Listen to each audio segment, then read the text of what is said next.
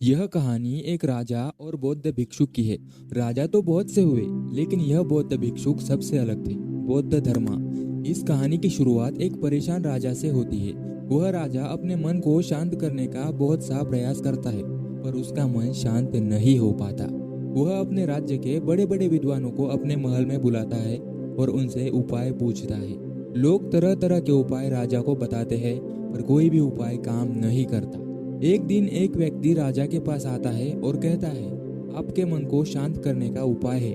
राजा उस व्यक्ति की बात सुनकर बहुत खुश हो जाता है और उस व्यक्ति से कहता है, यदि तुमने ऐसा कर दिया तो मैं तुम्हें उतना धन दूंगा जितना तुम मुझसे मांगोगे।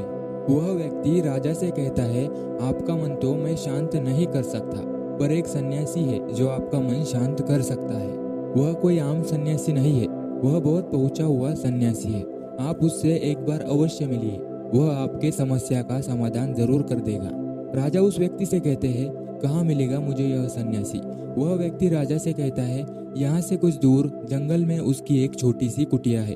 राजा अपने कुछ सैनिकों के साथ उस सन्यासी के पास पहुँचता है और बौद्ध धर्मा से कहता है, मैंने सुना है आप बहुत पहुंचे हुए सन्यासी है।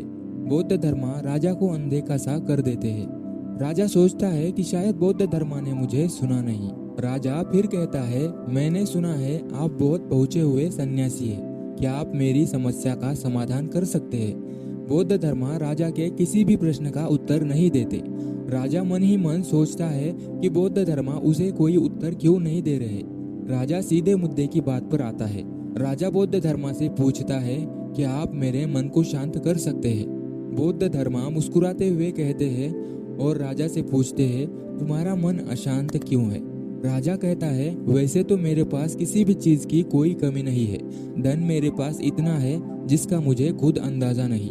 सभी सुख सुविधा है, लोगों के मन में मेरे लिए आदर है। मैंने बहुत सारे दान पुण्य भी किए हैं, पर बस एक चीज की कमी है मेरे अंदर, मेरा मन अशांत रहता है।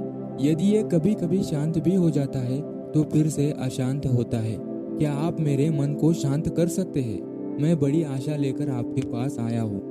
बाकी तो मैंने सब उपाय कर लिए, बस आप ही मेरी अंतिम आशा हो। बौद्ध धर्मा उस राजा से कहते हैं, बिल्कुल, मैं तो तुम्हारे मन को शांत कर सकता हूँ। राजा बहुत खुश होता है। राजा कहता है, उसके लिए मुझे क्या करना होगा? बौद्ध धर्मा मुस्कुराते हैं और कहते हैं, कल सुबह तुम मेरे पास आना, पर ध्यान रहे अकेले आना। राजा कहता है, ठीक है, मैं कल सुबह आपके पास आ जाऊंगा। बौद्ध धर्मा कहते हैं, पर एक बात और ध्यान रहे, अपने अशांत मन को अपने साथ लाना। यह सुनकर राजा चौंक जाता है और सोचता है, यह कैसी बात कर दी बौद्ध धर्मा ने। राजा कहता है, आपने क्या कहा? कृपया एक बार और कहे। बौद्ध धर्मा कहते हैं, तुम कल सुबह जल्दी आना और अपने अशांत मन को अपने साथ लेकर आना। कहीं ऐसा ना हो तुम अपने अशांत मन को महल में छोड़ आओ। राजा सोचता है कि यह कोई पागल व्यक्ति है क्या, क्योंकि पर अब राजा के पास कोई विकल्प शेष नहीं था। इसलिए वह सोचता है कि एक बार प्रयास कर ही लेते हैं। अगले दिन राजा सुबह सुबह बौद्ध धर्मा के पास पहुंचता है और कहता है, मैं आ गया। बौद्ध धर्मा उस राजा से कहते हैं, तुम तो आ गए, लेकिन तुम्हारा अशांत मन कहाँ है? लाओ उसे मुझे दे दो, मैं उसे अभी शांत करके तुम्हें दे देता हूँ। राजा कहता है, आप एक ऐसी बात कर रहे हो, आप इतने पहुंचे हुए सन्यासी होकर यह भी नहीं जानते मन कोई ऐसी वस्तु नहीं जिसे मैं उठाकर आपको दे दूं। मन तो मेरे भीतर है। बौद्ध धर्मा उस राजा से कहते हैं, ठीक है, बैठ जाओ और अपनी आंख बंद करके उस अशांत मन को अपने भीतर खोजो। राजा अपनी आंख बंद करके उस अशांत मन को अपने भीतर खोजने का प्रयास करता है। बहुत देर आंख बंद करके बैठे रहने के बाद बौद्ध धर्मा राजा के कंधे पर हाथ रखते हैं और कहते हैं, आंख खोलो। राजा अपनी आंख खोलता है। बौद्ध धर्मा उस राजा से पूछते हैं, क्या तुम्हें तुम्हारा अशांत मन मिला?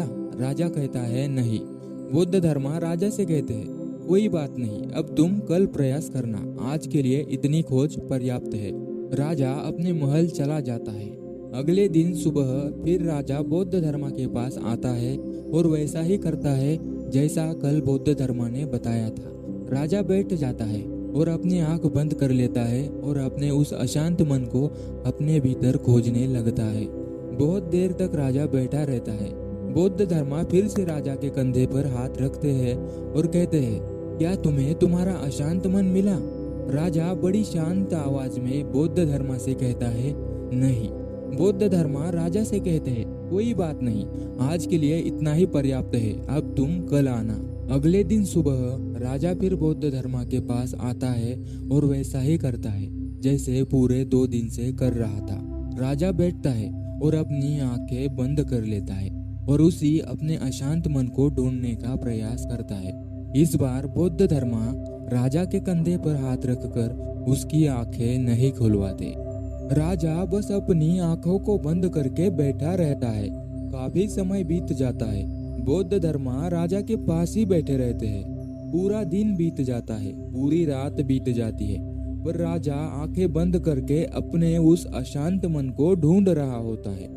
अगले दिन सुबह राजा की आंखें खुलती है और जैसे ही राजा की आंखें खुलती है, राजा अपने सिर को बौद्ध धर्मा के चरणों में रख देता है और कहता है, मुझे मेरा अशांत मन तो कहीं नहीं मिला, पर वह शांति जरूर मिल गई जिसकी तलाश में मैं अब तक भटक रहा था।